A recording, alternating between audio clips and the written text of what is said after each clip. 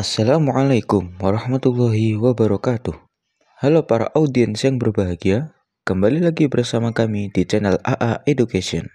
Pada kesempatan yang berbahagia ini, kami akan membahas tentang tokoh dan ajaran tasawuf Sunni besar.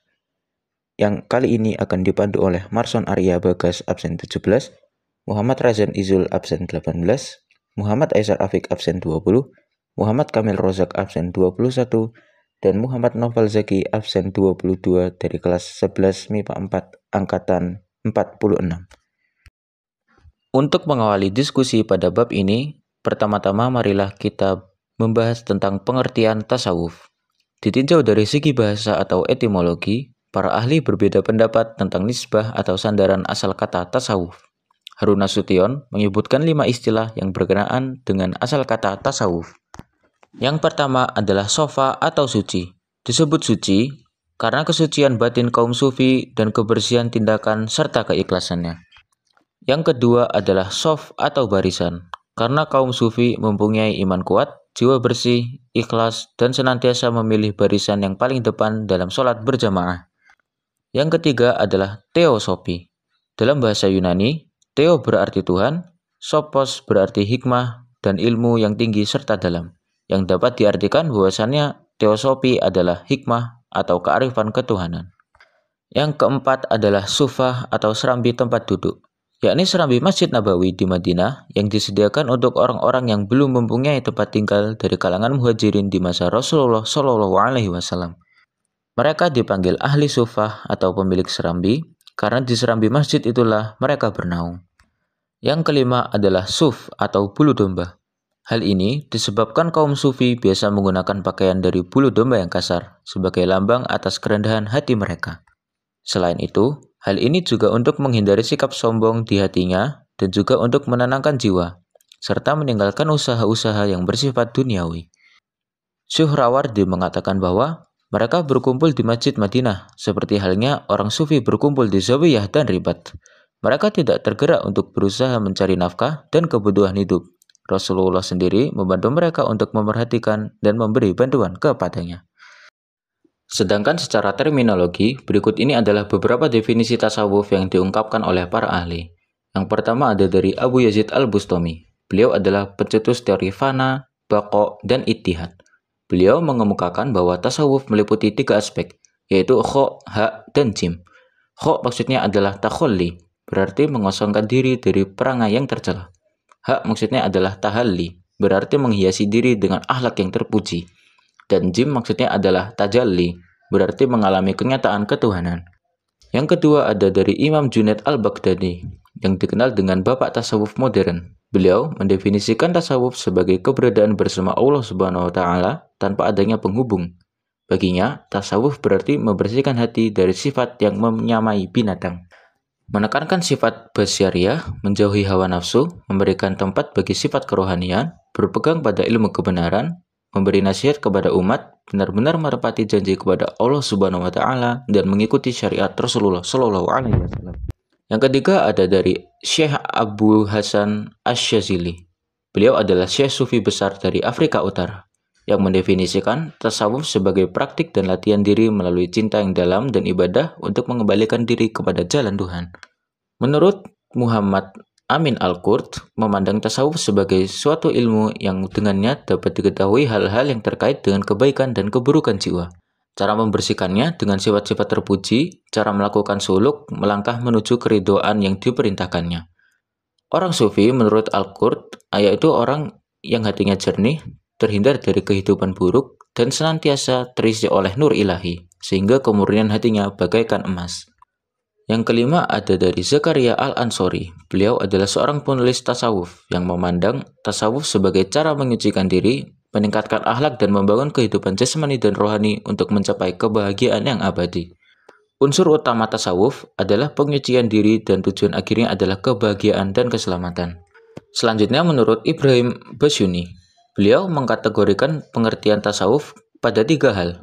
Pertama adalah al-bidayah, yaitu pemahaman tasawuf pada tingkat permulaan, yaitu menekankan kecenderungan jiwa dan kerinduannya secara fitrah kepada yang maha mutlak. Sehingga orang yang senantiasa berusaha mendekatkan diri kepada Allah Subhanahu wa Ta'ala.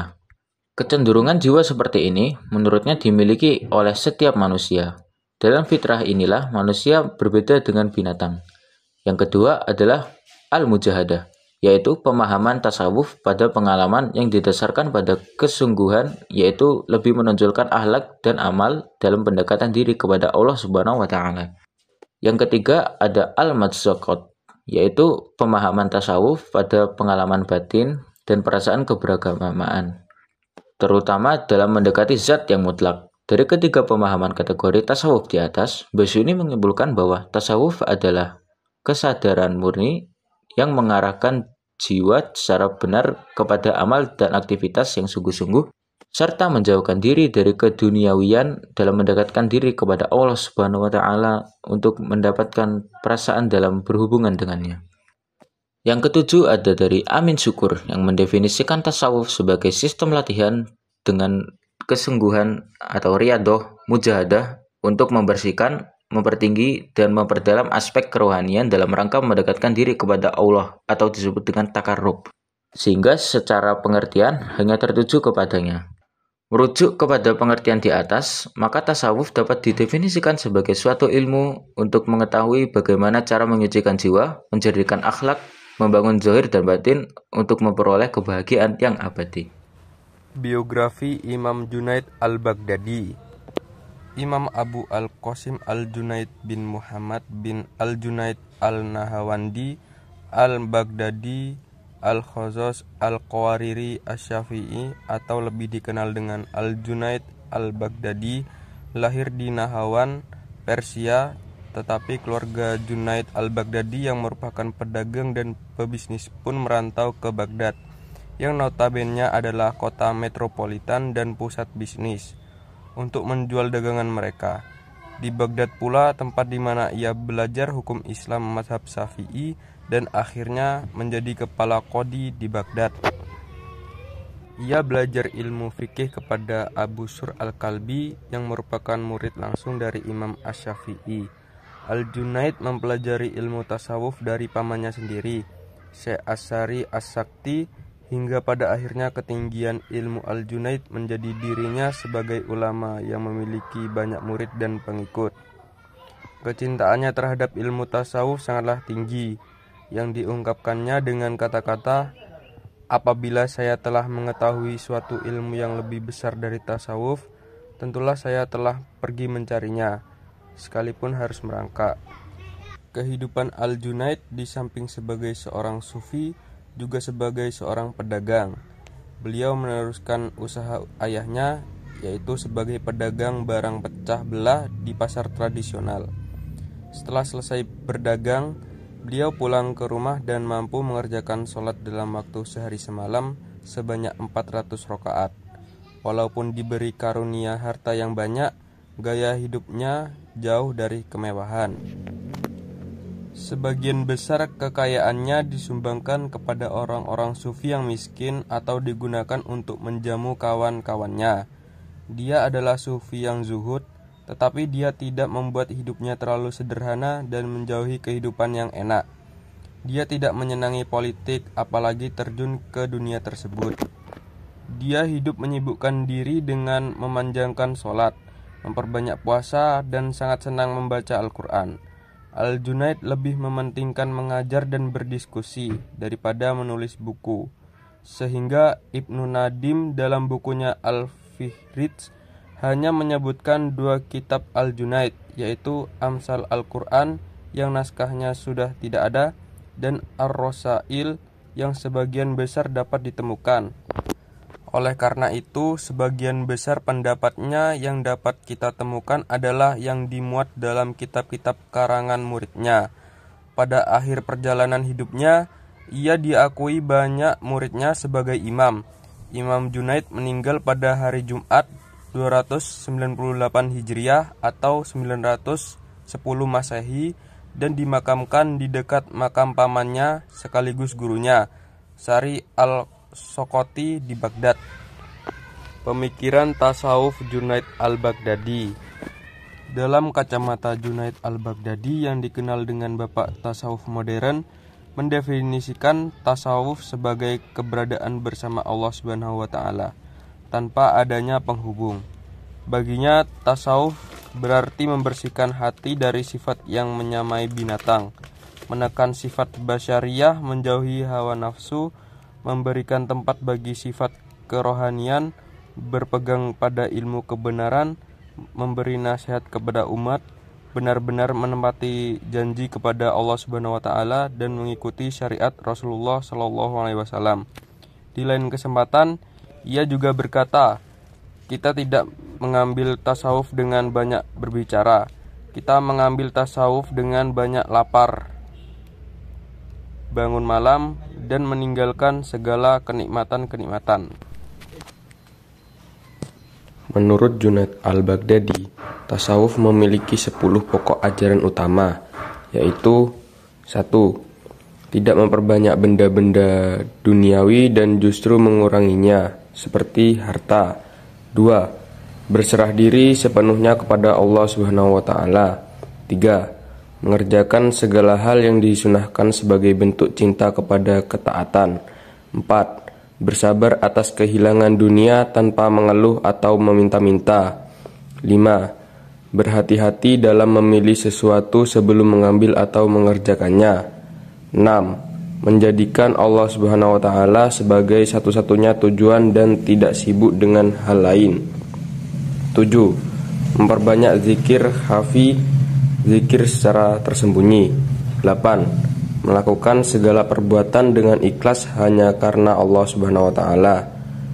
9. Memiliki keyakinan yang kuat kepada Allah Subhanahu wa taala.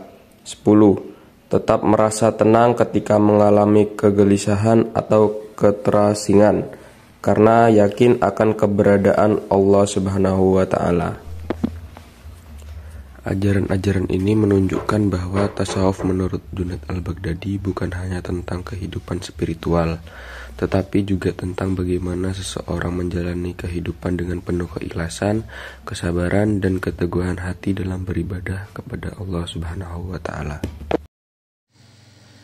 Yang selanjutnya adalah ajaran tasawuf Rabi'ah al-Adawiyah.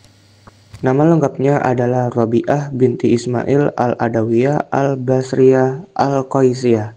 Ia diperkirakan lahir pada tahun 95 Hijriah 713 Masehi atau 99 Hijriah 717 Masehi di suatu perkampungan dekat kota Basrah, Irak.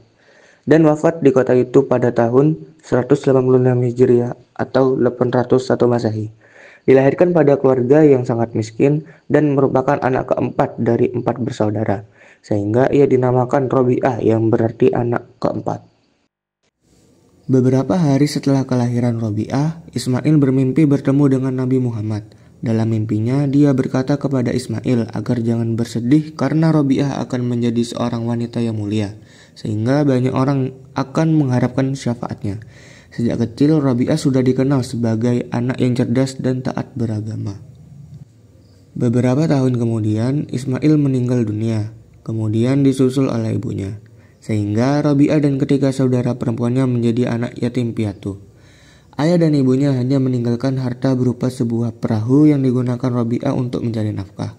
Rabi'ah bekerja sebagai penarik perahu yang menyeberangkan orang di sungai Dajlah.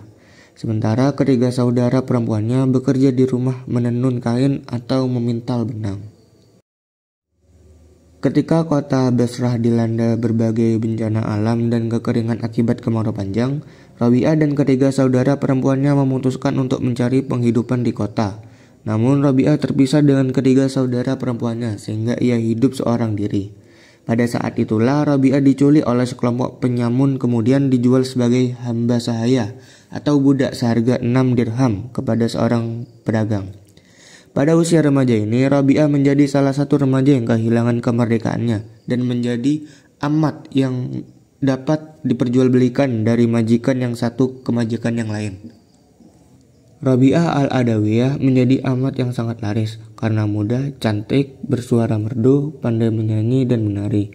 Dari kemampuan menyanyi dan menarinya ini, membawa Rabi'ah menjadi penyanyi dan penari di istana Daulah Bani Abbasiyah di Baghdad. Namun demikian, setiap malam Rabi'ah bermunajat kepada Allah dan memohon pertolongannya untuk diberi kebebasan. Rabi'ah berdoa, Jika ia dapat bebas dari perbudakan, maka ia tidak akan berhenti sedikit pun beribadah. Suatu saat, ketika Robi'ah sedang berdoa dan melakukan sholat malam, majikannya dikejutkan oleh cahaya di atas kepala Robi'ah. Cahaya itu bagaikan lampu yang menyinari seluruh isi rumah. Melihat peristiwa yang aneh tersebut, maka majikannya menjadi ketakutan dan keesokan harinya membebaskan Robi'ah. Sebelum Robi'ah pergi, pedagang itu menawarkan kepada Robi'ah untuk tinggal dan ia akan menanggung segala keperluan dan kebutuhannya. Namun karena kezuhudannya, Robi'ah menolak dan sesuai janjinya jika ia bebas, maka Robi'ah akan mengabdikan hidupnya hanya untuk beribadah. Setelah bebas dari hamba sahaya, Robi'ah pergi mengembara di padang pasir. Di tempat itulah ia menghabiskan seluruh waktunya untuk beribadah kepada Allah sehingga dikenal menjadi tokoh sufi besar dan dikunjungi banyak orang. Di antara tokoh sufi yang pernah mengunjungi Robi'ah adalah Malik bin Dinar, Sufyan as-Sauri, dan Syakik al-Balkhi. Robi'ah hanya tidur sedikit di siang hari dan menghabiskan sepanjang malam untuk bermunajat. Robi'ah dikenal sebagai tokoh sufi dengan syair-syair cintanya yang sangat indah dan mengagumkan. Suatu saat, Robi'ah pulang dari menunaikan ibadah haji. Kesehatannya mulai menurun. Para sahabatnya banyak yang berdatangan untuk membantunya, tetapi Robi'ah tidak ingin menyusahkan orang lain. Ia menyampaikan kepada sahabatnya yang telah lama menemaninya, yaitu Abdah binti Abi Sawal, bahwa sebenarnya ia sudah menyiapkan kain kafan untuk membungkus jenazahnya. Tidak lama dari kejadian tersebut, awan mendung menggelayut di bumi Baghdad. Sufi Agung Robi'ah al-Adawiyah wafat di Basran pada tahun 185 Hijriah atau 801 Masehi. Yang selanjutnya adalah inti ajaran tasawuf Robi'ah al-Adawiyah. Robi'ah al-Adawiyah memiliki corak tasawuf yang unik dan berbeda dengan para sufi pendahulunya. Corak tasawuf Robi'ah al-Adawiyah terfokus pada konsepnya tentang mahabbatullah. Ia mengungkapkan perasaannya tentang cinta ilahi dengan dua corak cinta, yaitu cinta karena diriku dan cinta karena dirimu. Cinta pertama berpijak kepada diri seorang hamba yang jatuh cinta dan senantiasa terpaut dengan Tuhannya. Pada makom ini, seorang hamba berusaha untuk dekat kepada Allah dengan menunjukkan kepatuhannya dan membenci sikap melawan kepadanya. Dengan ketaatan dan kepatuhan yang luar biasa, maka seorang hamba akan berhasil menjadi kekasihnya. Keberhasilan menjadi kekasih Allah membawanya kepada pengalaman baru, yakni pengalaman merasakan cinta yang kedua, yaitu cinta karena dirimu. Pada makom ini Robi'ah al-Adawiyah mengalami kasyaf, yaitu keterbukaan tabir yang selama ini menghalangi hamba dengan Tuhan. Melalui proses mukasyafah, hamba berusaha Tuhan membukakan hijab Robi'ah al-Adawiyah sehingga tercapai makom musyahadah, yaitu pengalaman menyaksikan keagungan Allah melalui basyirah, sehingga ia bisa mencapai makrifat. Pada tahap ini Robi'ah al-Adawiyah merasakan cinta Allah karena dirinya. Ia berada pada posisi yang pasif, menjadi objek yang menerima limpahan cinta Allah. Tasawuf yang diawalkan oleh Robi'ah termasuk tasawuf irfani. Konsep tasawuf mahabbah yang diajarkan oleh Robi'ah merupakan perwujudan rasa tulus dan ikhlas dengan cinta tanpa adanya permintaan ganti dari Allah. Ajaran-ajaran Robi'ah tentang tasawuf dan sumbangannya terhadap perkembangan tasawuf dapat dikatakan sangat besar. Sebagai seorang guru dan penuntun kehidupan sufi, Robi'ah banyak dijadikan panutan oleh para sufi sesudahnya dan puisi cintanya sering dituju oleh para sufi lainnya. Misalnya Abu Thalib al-Makki, As-Suhrawardi, dan Al-Ghazali. Puisi cinta Robi'ah yang sangat masyhur adalah sebagai berikut.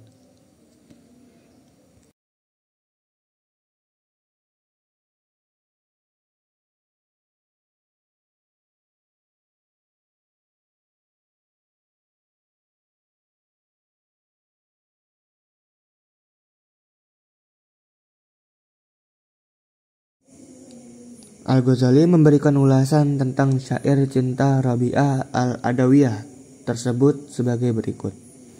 Mungkin yang Robi'ah maksudkan dengan cinta karena dirinya adalah cinta Allah karena kebaikan dan karunia-Nya di dunia ini. Sedangkan cinta kepadanya adalah karena ia layak dicintai keindahan dan keagungannya yang tersingkap kepadanya. Cinta yang kedua merupakan cinta yang paling luhur dan mendalam, serta merupakan kelezatan melihat keindahan Tuhan. Hal ini seperti disabdakan dalam hadis qudsi. Bagi hamba-hambaku yang soleh, aku menyimpan apa yang terlihat oleh mata, tidak terdengar telinga, dan tidak terbesit di kalbu manusia. Ajaran tasawuf menurut Imam Al-Ghazali. Beliau adalah Zainuddin Hujjatul Islam Abu Hamid Muhammad bin Muhammad Ibnu Muhammad Al-Ghazali At-Tusi Al-Nasyaburi Al-Faqih Al-Sufi Al-Syafi'i Al-Ash'ari. Lahir di kota Tus yang merupakan kota kedua di Khurasan setelah Nasyabur pada tahun 450 Hijriah. Beliau mempunyai saudara laki-laki yang bernama Ahmad. Ayahnya adalah seorang pengrajin kain suf, yaitu kain yang terbuat dari bulu domba, dan menjualnya di kota Tus. Menjelang wafat, dia mewasiatkan pemeliharaan kedua anaknya kepada temannya untuk dididik. Dia berpesan, "Sungguh saya menyesal tidak belajar khat, dan saya ingin memperbaiki apa yang telah saya alami pada kedua anak saya ini. Maka saya mohon engkau mengajarinya, dan harta yang saya tinggalkan boleh dihabiskan untuk keduanya." Ayahnya adalah seorang fakir yang soleh, tidak memakan kecuali hasil pekerjaannya dari kerajinan. Kebiasaannya adalah berkeliling mengunjungi ahli fikih dan mendengarkan pengajiannya, menghidupi keluarganya dengan nafkah semampunya. Apabila mendengar perkataan mereka, yaitu ahli fikih, beliau menangis dan berdoa memohon diberi anak yang faqih. Apabila hadir di majelis ceramah nasihat, beliau menangis dan memohon kepada Allah untuk diberikan anak yang ahli dalam ceramah dan nasihat. Nampaknya Allah mengabulkan doanya. Imam Al-Ghazali menjadi seorang yang faqih dan saudaranya Ahmad menjadi seorang yang ahli dalam memberi ceramah nasihat. Setelah ayahnya meninggal, maka Al-Ghazali dan Ahmad dirawat untuk dididik oleh teman ayahnya, seorang sufi yang diberi wasiat oleh ayahnya tersebut. Beliau berdua belajar dengan tekun hingga sampai suatu saat harta peninggalan orang tuanya sudah habis.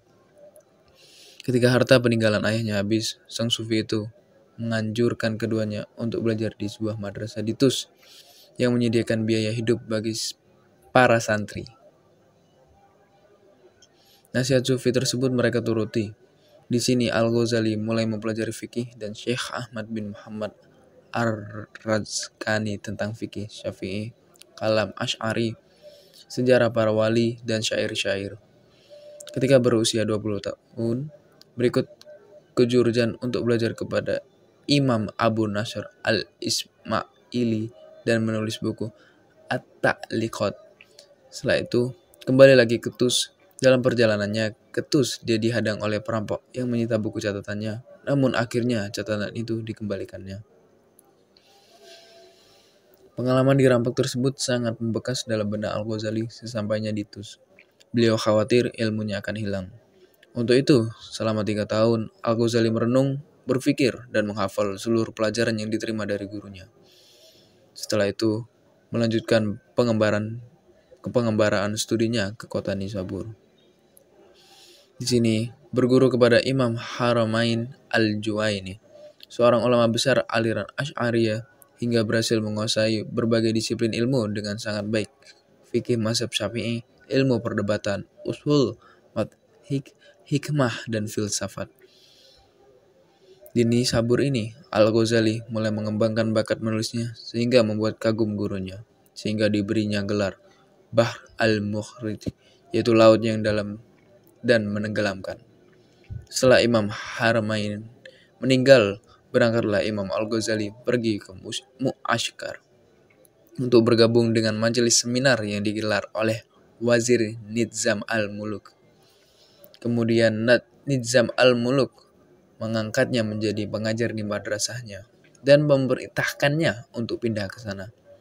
Pada tahun 484 Hijriah, pada usia 30 tahun, Al-Ghazali diangkat sebagai guru besar dan rektor Universitas Nizamiyah di Baghdad. Di universitas ini, Al-Ghazali mempunyai kesempatan yang luas untuk mengembangkan pemikirannya pada bidang fikih, ilmu kalam, maupun filsafat. Pengaruh filsafat dalam diri beliau begitu kentalnya. Beliau menyusun buku yang berisi kritik terhadap filsafat, seperti kitab At-Tahfudz Al-Falasifah yang berisi kritikan tajam terhadap filsafat. Walaupun demikian, beliau tetap mengambil sisi positif filsafat yang dinilainya ada sisi kebenarannya juga. Beliau juga gemar meneliti kitab Ikhwan Asy-Syafa dan kitab-kitab karangan Ibnu Sina.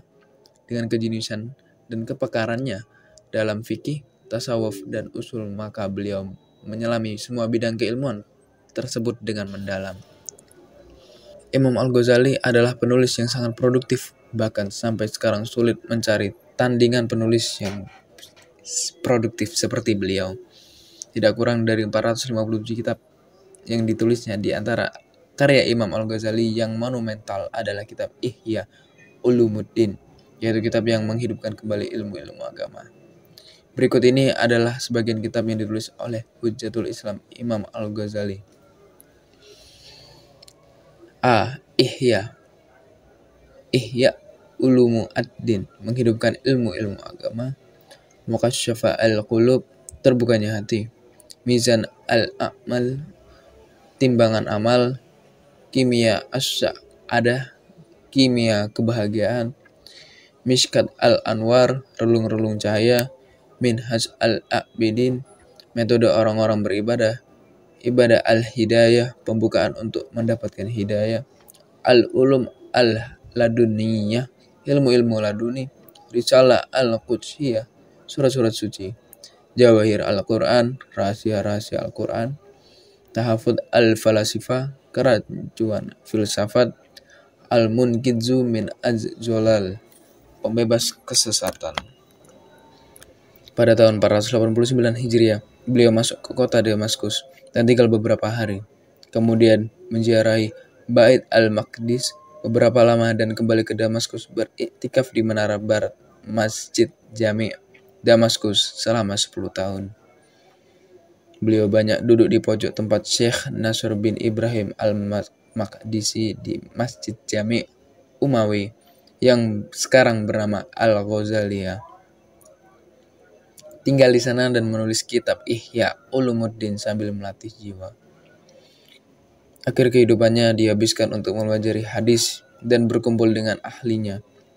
Berkata Imam Az-Zahabi, pada akhir kehidupannya, beliau tekun menuntut ilmu hadis dan berkumpul dengan ahlinya serta menelaah Sahihain, yaitu Sahih Bukhari dan Muslim. Seandainya beliau berumur panjang, niscaya dapat menguasai semuanya dalam waktu yang singkat. Beliau belum sempat meriwayatkan hadis dan tidak memiliki keturunan kecuali beberapa orang putri.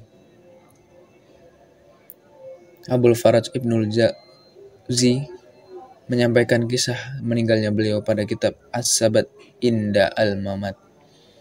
Menukil cerita Ahmad, yaitu saudaranya, pada subuh hari Senin, saudaraku Abu Hamid berwudu dan sholat, lalu berkata, "Bawa kemari kain kafan saya." Lalu beliau mengambil dan menciumnya, serta meletakkannya di kedua matanya, dan berkata, "Saya patuh dan taat untuk menemui malaikat maut." Kemudian beliau meluruskan kakinya dan menghadap kiblat. Beliau meninggal sebelum langit menguning. Beliau wafat di kota Tus pada hari Senin, tanggal 14 Jumadil akhir tahun 505 Hijriah dan dikuburkan di perkuburan At-Tahbaran. Inti ajaran tasawuf. Sebelum menempuh jalur sufi, Al-Ghazali telah melewati pengembarannya di berbagai bidang keilmuan, mulai dari ilmu fikih, filsafat, ilmu qauf, ilmu kalam, dan yang terakhir adalah tasawuf. Bagi Al-Ghazali, para sufilah yang menempuh jalur yang benar karena mereka memadukan antara ilmu dan amal, memiliki ketulusan tujuan dan betul-betul mengalami ketentraman dan kepuasan karena mendapat pencerahan dari Allah SWT. Al-Ghazali mengatakan ilmu yang dicapai para sufi bisa mematahkan hambatan-hambatan jiwa serta membersihkan moral atau sifatnya yang buruk dan tercela, sehingga mengantarkan pada keterbatasan kalbu dan segala sesuatu selain Allah serta menghiasinya dengan ingat kepada Allah. Seorang murid yang menempuh jalan sufi harus konsisten menjalani hidup, menyendiri, diam, dan menahan lapar, dan tidak tidur pada malam hari untuk membina kalbunya. Manfaat hidup menyendiri adalah mengosongkan kalbu dan pesona duniawi. Diam adalah untuk menyuburkan akal budi, membangkitkan rendah hati, dan mendekatkan ketakwaan. Rasa lapar dapat mencerahkan kalbu, sementara terjaga pada malam hari adalah untuk menjernihkan dan mencemerlangkannya. Oleh para ahli, corak tasawuf yang diamalkan oleh Al-Ghazali termasuk pada kategori tasawuf akhlaki, yaitu tasawuf yang mengedepankan kepada perbaikan budi pekerti atau moral. Al-Ghazali membedakan tasawuf sebagai ilmu mu'amalat dan tasawuf sebagai ilmu mukasyafah, ilmu mu'amalah. Membicarakan tentang keadaan-keadaan hati, ahwal qalb. Keadaan hati itu menurut Al-Ghazali terbagi menjadi dua, yaitu pertama adalah keadaan hati yang terpuji, seperti sabar, syukur, rasa takut, penuh harap, ridho, dan lain-lain. Dan yang kedua, keadaan hati yang tercela, seperti sombong, dengki, iri hati, bodoh, dan lain-lain. Adapun ilmu mukasyafah tidak dapat diungkapkan kembali secara simbolis dan tidak diperkenankan untuk diungkapkan kepada sembarang orang. Dalam beberapa ungkapannya, Al-Ghazali tidak sepakat dengan paham ittihad, hulul, dan syadhahat para sufi yang menurutnya begitu bahaya bagi kaum awam. Sebagian besar karya tasawufnya memang ditujukan untuk kaum awam atau kalangan sufi pemula. Puncak tujuan tasawuf bagi Al-Ghazali adalah al-qurb, yaitu kedekatan dengan Allah, atau di bagian lain tulisannya di fana b al-kulliyat fi Allah. Dalam hal ini, ia menjelaskan suatu tingkatan tauhid tertinggi, bahwa dia tidak melihat dalam yang wujud kecuali yang esa, yaitu syuhud atau kesaksian batin. Orang-orang siddiq, para sufi, menamakannya dengan fana dalam tauhid karena dia tidak melihat kecuali yang esa. Dia juga tidak melihat dirinya. Apabila dia tidak melihat dirinya karena tenggelam dalam pandangan tauhid, maka dia fana. Dan dirinya sendiri dalam pandangan tauhidnya dengan pengertian bahwa dia fana dari melihat dirinya dan segala makhluk. Perjalanan menuju puncak itu dinamakan suluk. Salik, orang yang menempuh suluk akan sukses bila sempurna substansi hatinya dan mempunyai iradoh, yaitu kemauan atau ketetapan hati. Sebelum melaksanakan suluk yang ditandai dengan usaha menyikapkan tabir yang melintang antara dirinya dan Allah, yakni harta kehormatan, taklid atau fanatisme aliran dan maksiat. Ketika tabir-tabir itu tersingkap, seorang salik membutuhkan seorang guru yang menuntunnya dan butuh tempat untuk mengasah ketajaman batinnya, yaitu zawiyah sebagai tempat khalwat dan mengonsentrasikan hati. Dalam perjalanan itu, si salik akan melewati tahapan demi tahapan yang mengantarnya pada status-status spiritual tertentu, yaitu manazil. Bila suatu status belum mantap, ia disebut hal, yaitu keadaan. Bila sudah mantap disebut maqam, yaitu posisi. Dalam Ihya, Al-Ghazali menyebut 8 makam sufi, yakni taubat, sabar, syukur, berharap, takut, zuhud, tawakal, dan cinta. Cinta adalah makam yang tertinggi yang membutuhkan rindu, intim, uns, dan ridho. Untuk melewati setiap tahapan, seorang salik harus melakukan riyadhah dan mujahadah. Adapun yang dinamakan riyadhah, yaitu latihan kerohanian, adalah pembinaan diri dengan suatu perbuatan yang pada awalnya menjadi beban dan pada akhirnya menjadi tabiat atau karakter. Adapun mujahadah adalah perjuangan melawan tarikan hawa nafsu. Ajaran tasawuf Syekh Abdul Qadir Al-Jailani. Syekh Abdul Qadir Al-Jailani dilahirkan pada pertengahan bulan Ramadan tahun 471 Hijriah di Kampung Jilan. Ibunya adalah Ummu Al-Khair Ahmad Al-Jabbar Fatimah binti Abu Abdillah As-Sumai, seorang ibu yang banyak memiliki karomah dan ahwal. Beliau menetap di Jilan sampai berusia 18 tahun.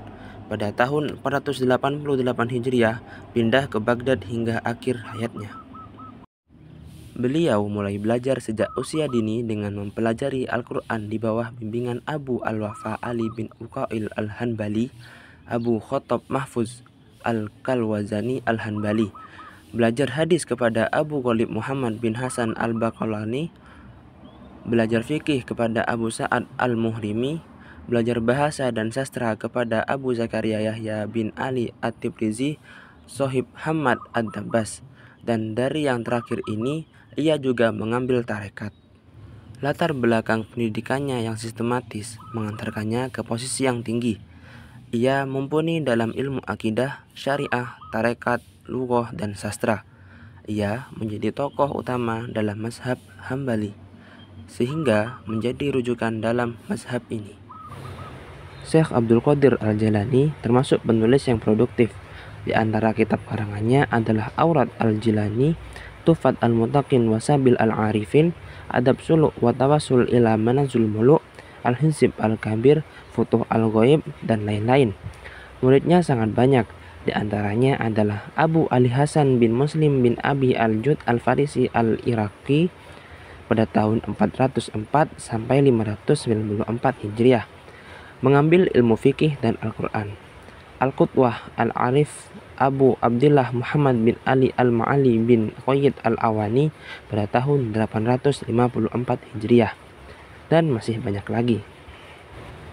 Selama 40 tahun, ia menyampaikan nasihat-nasihatnya di madrasah miliknya, yakni sejak tahun 521 Hijriah hingga 561 Hijriah. Beliau tidak menyisakan waktu kecuali diwakafkan untuk ilmu dan bersungguh-sungguh dalam mengajar, memberi fatwa, arahan, nasihat, petunjuk kepada murid-muridnya. Inti ajaran tasawuf. Tasawuf yang dikembangkan oleh Syekh Abdul Qadir adalah tasawuf akhlaki, yaitu tasawuf yang berorientasi kepada perbaikan akhlak, mencari hakikat kebenaran dan mewujudkan manusia yang dapat mencapai makom makrifat kepada Allah. Beliau adalah seorang sufi besar yang berhasil memadukan syariat dan hakikat secara sinergis, serta berpedoman kepada Al-Quran dan Al-Hadis secara konsisten. Beliau menyatakan setiap hakikat yang tidak berpijak kepada syariat adalah kezindikan. Inti ajaran tasawuf yang dikembangkan oleh Syekh Abdul Qadir Al-Jailani dapat dirangkum sebagai berikut. 1. Pentingnya akhlak dan perbaikan diri. Tasawuf menurut beliau berfokus pada pembentukan akhlak yang mulia dan perbaikan diri, baik dalam aspek lahiriah maupun batiniah. Tujuannya adalah untuk mencapai makom makrifat kepada Allah, yaitu pengenalan yang mendalam tentang Allah. 2. Menggabungkan syariat dan hakikat. Syekh Abdul Qadir menekankan bahwa tasawuf harus berpijak pada syariat atau hukum Islam dan tidak boleh terlepas dari pedoman Al-Quran dan Al-Hadis. Setiap hakikat yang tidak berpijak pada syariat dianggap sebagai kezindikan. Ini menunjukkan pentingnya pengamalan agama yang tidak hanya pada aspek batiniah atau spiritual, tetapi juga aspek lahiriah atau formal. 3. Penyucian diri atau toharoh. Penyucian diri dibagi menjadi dua bagian. Pertama, penyucian lahir melalui wudhu dan mandi. Kedua, penyucian batin yang melibatkan taubat dan penyesalan atas dosa, serta pembersihan dari sifat-sifat buruk seperti iri, kebanggaan diri, dan keangkuhan. 4. Ajaran tentang taubat dan istighfar. Syekh Abdul Qadir mengajarkan bahwa ketika seseorang merasa batinnya kotor karena dosa atau sifat buruk, maka ia harus melakukan taubat, istighfar, dan memperbarui wudhunya secara spiritual. Taubat adalah proses kembali kepada Allah dengan penyesalan yang tulus, sedangkan istighfar adalah permohonan ampun atas dosa yang telah dilakukan. 5. Tasawuf sebagai jalan menuju Allah. Tasawuf bukan hanya tentang ibadah wajib atau fardu, tetapi juga ibadah sunnah yang dilakukan dengan penuh ketulusan dan kesadaran batin. Beliau menekankan bahwa ibadah yang dilakukan tanpa kesadaran batin tidak akan menghasilkan kedekatan yang sejati dengan Allah. 6. Pentingnya bimbingan guru atau mursyid. Untuk mencapai kesucian batin, seseorang perlu bimbingan dari seorang guru yang memiliki sanad keilmuan yang jelas dan yang dapat mengarahkan kepada praktik spiritual seperti zikir, talqin, tasfiyah atau pembersihan hati, dan suluk atau perjalanan spiritual. Secara keseluruhan, ajaran tasawuf Syekh Abdul Qadir mengajarkan keseimbangan antara pengamalan syariat yang benar dan pencapaian hakikat melalui kesucian batin. dengan tujuan untuk mencapai kedekatan yang mendalam kepada Allah Subhanahu wa Ta'ala. Terima kasih atas perhatian dan menyempatkan waktu untuk menonton video ini. Semoga apa yang disampaikan dapat bermanfaat bagi semuanya. Mohon maaf bila ada kesalahan dalam pengucapan atau tulisan. Wassalamualaikum warahmatullahi wabarakatuh.